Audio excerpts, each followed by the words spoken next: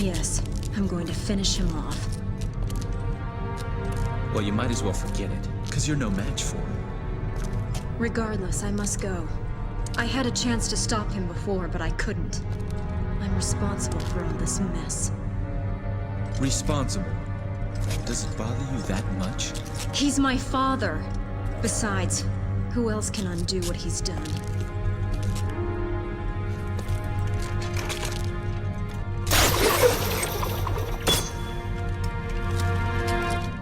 A demon like you wouldn't understand.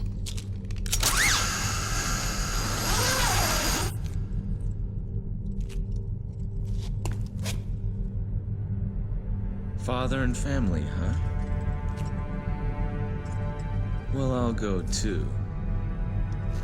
But you better hurry if you don't want me to take all the credit.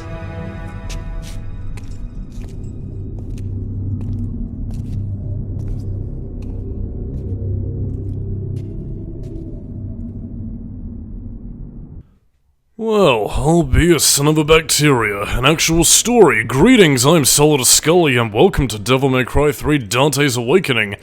Well, now that we've returned, it seems that there's actually something going on. Holy fuck, it only took you 14 fucking missions, but finally we have plot. You know what, I was trying to think of something positive to say there, but to be honest, anything I could have said would have been immediately downtrodden with more negativity. By the way, yet another example of Royal Guard. Hadn't seen it in a while, but, there you go.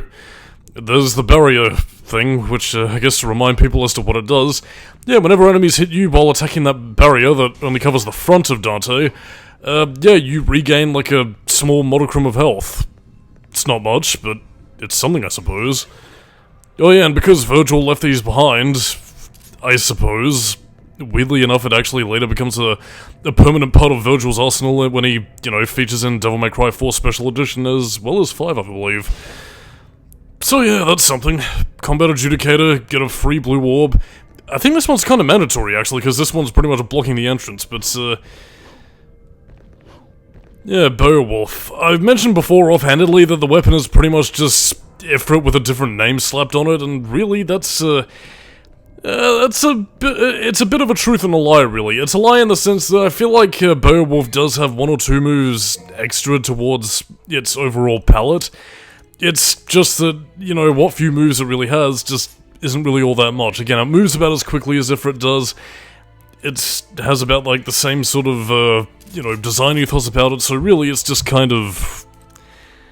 It's just kind of middle of the road for me. I don't find a lot of its abilities all that useful. I mean, I guess if you're the kind of person who prefers, you know, pugilism over utilizing swords, guns, or whatever else, then it's something, I suppose, but...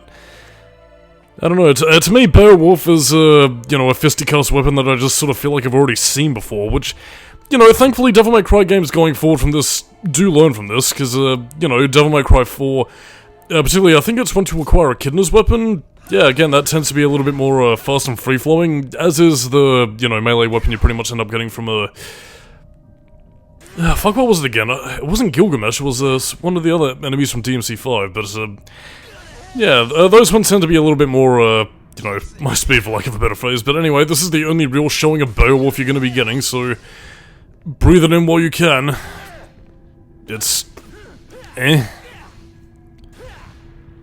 So yeah, Beowulf, probably the more disappointing weapon, but I mean, it's not even really disappointing, it's just more that I just don't really find, you know, the weapon to be anything that I haven't seen before, so...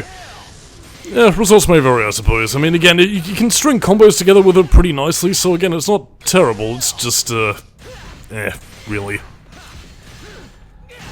But yeah, all that aside though, to kind of get back on track to what's currently going on, yes indeedy, the plot has thickened.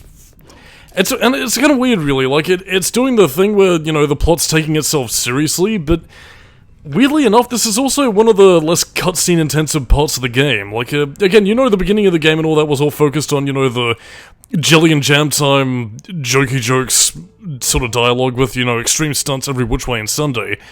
It's around about here from about, let's say, missions 14 through 17, where, yeah, it's pretty much fucking fuck all, really. Oh, by the way, that was Quicksilver.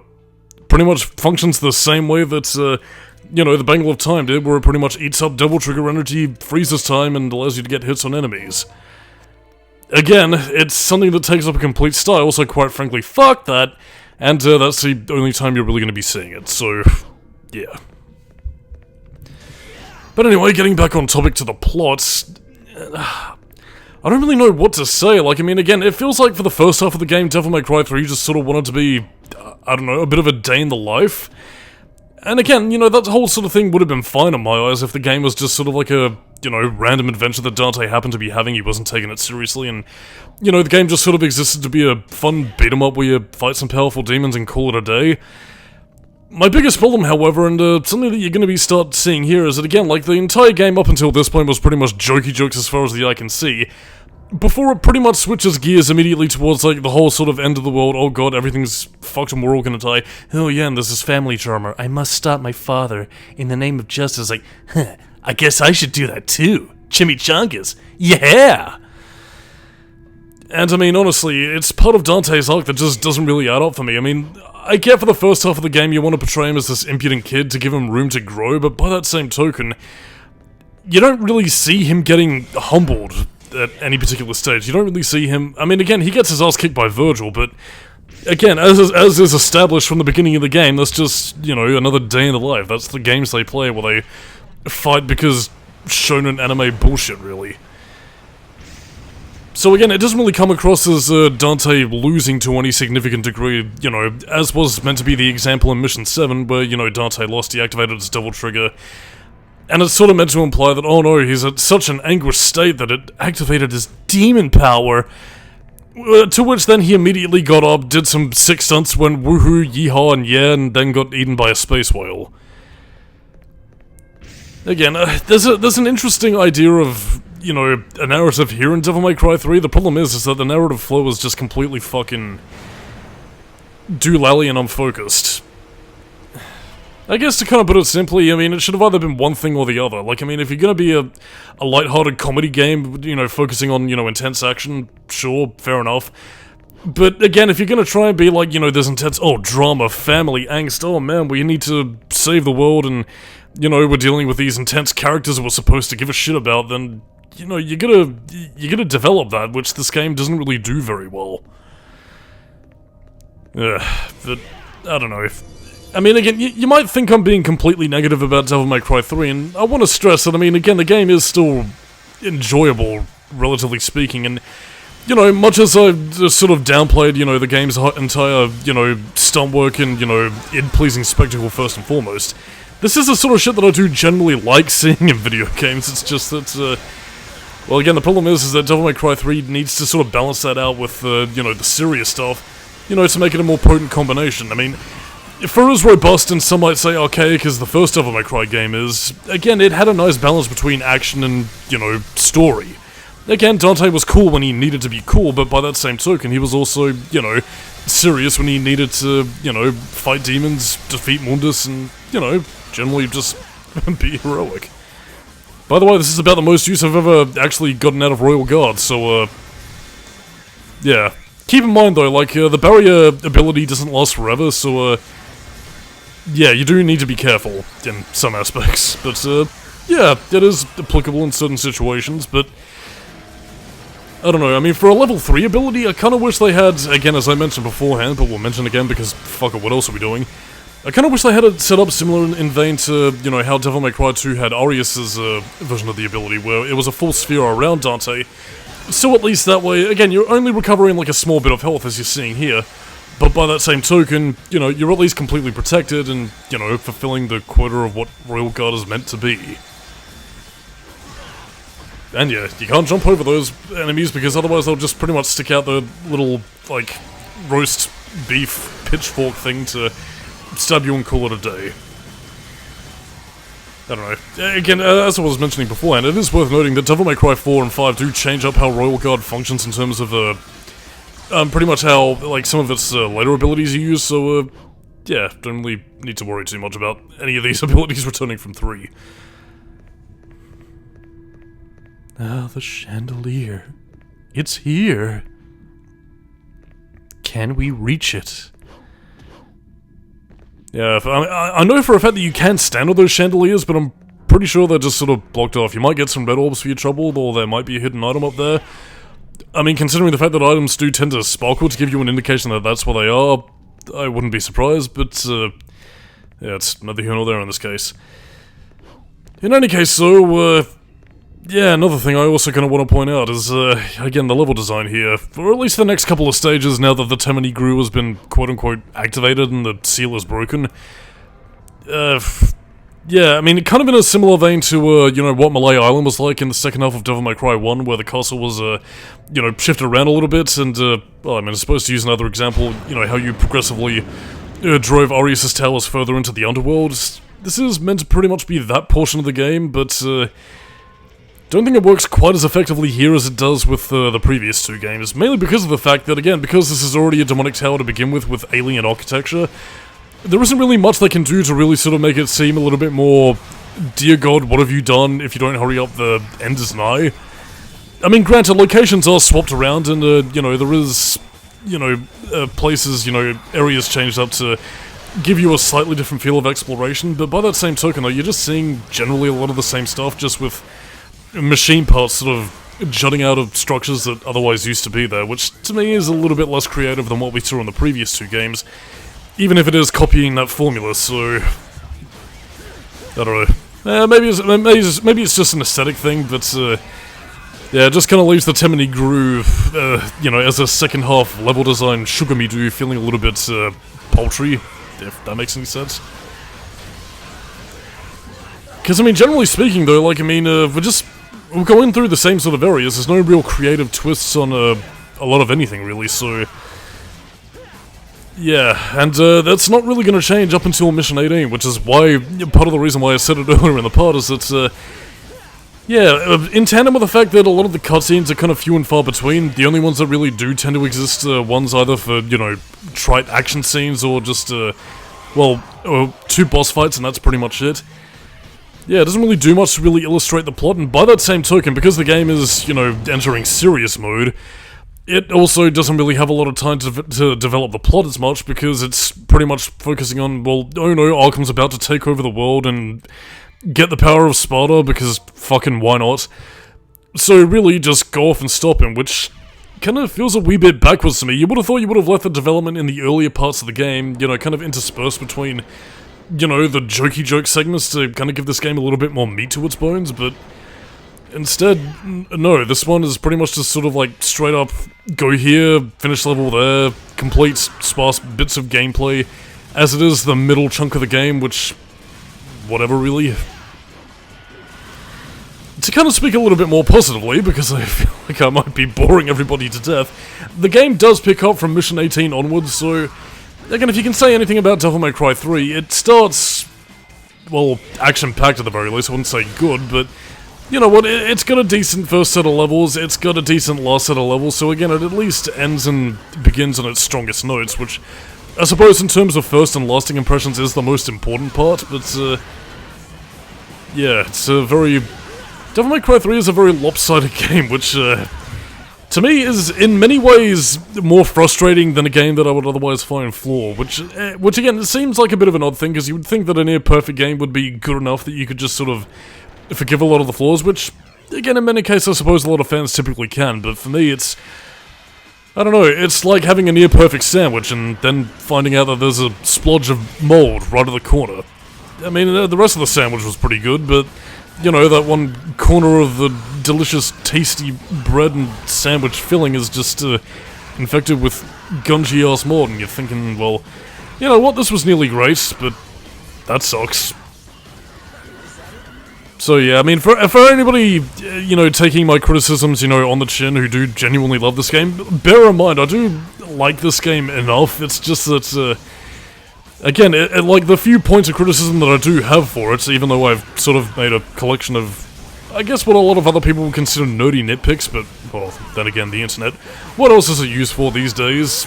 Again, just bear in mind that there is a lot I like about the game. It's just that it's just the moldy, crusty corner of the game that just sort of holds it back from being, you know, one of the greatest things ever made, and, you know, keeping me from being with the rest of the fandom in agreement of this. So, just bear that in mind whenever I'm getting a wee bit too snarky about Devil May Cry 3.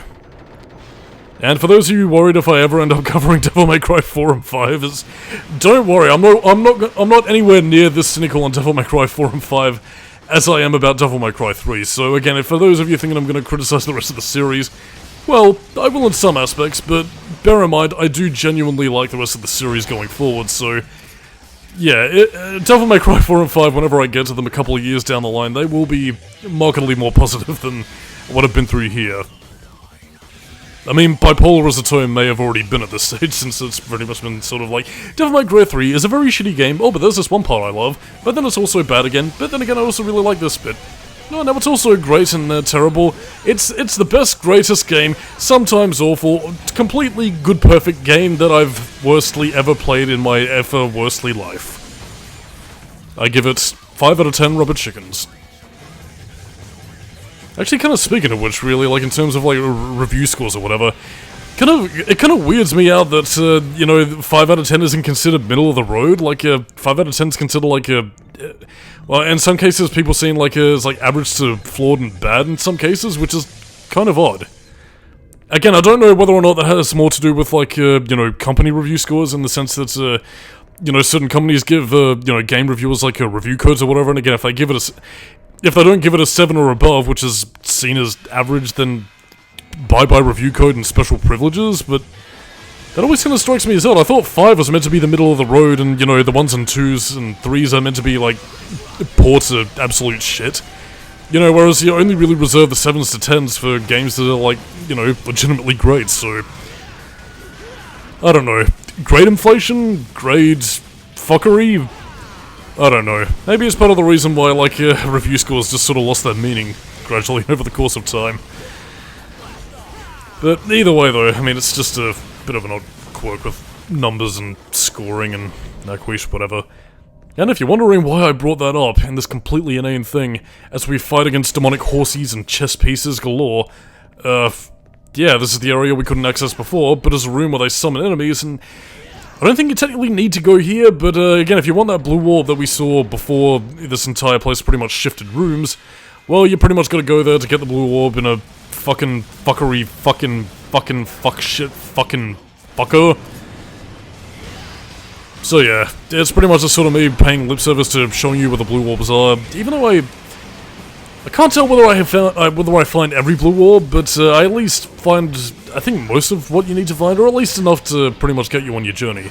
I think the only ones I don't really add to my arsenal are the ones I pretty much either have to go back and do secret missions for, or ones that I just couldn't really be arsed for. I don't know. You can generally tell that I'm playing a game I like when I usually try and go out of my way for certain shit in games that I'm not really all that fond of, depending on what I skip, but, yeah, it's a case-by-case basis, really. Delicious blue orbs. I wonder what they taste like. I mean, that is something, though. Like, I mean, again, we'll find out that red orbs are crystallized demon blood, so, what are the blue, green, well, blue, green, and, yellow orbs? Are they also demon blood, or are they different, aspects of demonic bodies, or are they blood from different demons that are crystallized to form other things, really? Do all demons bleed the same color, or are they different species? It might be worth researching, actually, just to sort of, you know, see what sort of demonic hierarchy really is there in Devil May Cry. I mean, at the very least, in terms of, like, where specifically these demons tend to come from, really? I mean, again, are they born from I think I already brought this before anyway, but I mean, are they born from humanity's sin? Are they, like a sort of, like, creature hierarchy kind of thing? With, like, dozens of different, you know, subspecies and, you know, tribes pretty much vying for power in the underworld? I can't tell whether or not the series really explored it, or at least in a degree that's, interesting. You know, the less said about, certain modern incarnations of dick flick shows, be damned. Not really too sure. Fireworks! Whoopee! Now done at the press of a button, so goodbye Devil May Cry 2's method of, you know, using 1-2 / and then launching your fireworks ability. There we go. Ah, Nevin. You are my favorite weapon. And because you are my favorite weapon, you never appear in the series again. Because Capcom hates me. I mean, I was gonna say not really, but then again, they also... then again, they discontinued a lot of games that I like. So, don't really got too much good to say. No Dino Crisis, no freaking, whatever. By the way, yeah, you don't actually have to go anywhere else. You pretty much have to exit out this building and pretty much go do Lely, but, I instead decided to say fuck that and go off the beaten path and, yes, look behind this curtain. Someone was dragged away. But on the other hand, if you do choose to go back the way you came, because, yeah, you pretty much are teleported right out of the Temen Ni Gru and right back to, well, the rough leatherneck bar? Roughneck? I can't really fucking remember what this place was called. The bar next to Love Planet. Whoopee. But yeah, you can pretty much farm some more red orbs here if you so choose, and, yeah, you can also go back to Dante's palatial estate that has been destroyed by the demons. Or Dante's sneeze. Or structural integrity, depending on how cheap he got the building. Yeah, then again, man, Dante's landlord must be fucking pissed. Oh, then again, he probably doesn't really have to worry too much, because I'm pretty sure his landlord's probably been eaten by now, so, yeah, I guess he doesn't need to worry about rent. But he does need to worry about a place to live. Because, leaves me wondering who's footing the bill for the repairs here. Yeah, editing down, but, yeah, here's pretty much where you get a gold orb, which is your only reason to really come back here. And again, luckily, if you already have a full stockade of gold orbs, then you don't have to worry about picking it up again. And now that I mentioned Dante, who's footing the bill for Dante getting his home back, that actually does kind of bring me to something that's a bit of a recurring gag in the Devil May Cry anime, and in turn something that was also, well, hinted at in DMC 4 and 5, really. I guess the fact that Lady kind of foot the bill with her demon hunting jobs to help Dante get back on his feet after a time, so... yeah, I guess maybe that's part of the reason why they stayed in contact. / helped each other out. Oh well, that's my headcanon at least. But in any case, I'm Solidus-Skully, keeping new metal, and as we watch another sick cutscene, I'll see you next time for more Devil May Cry 3 action, with more pondering. Catch you later.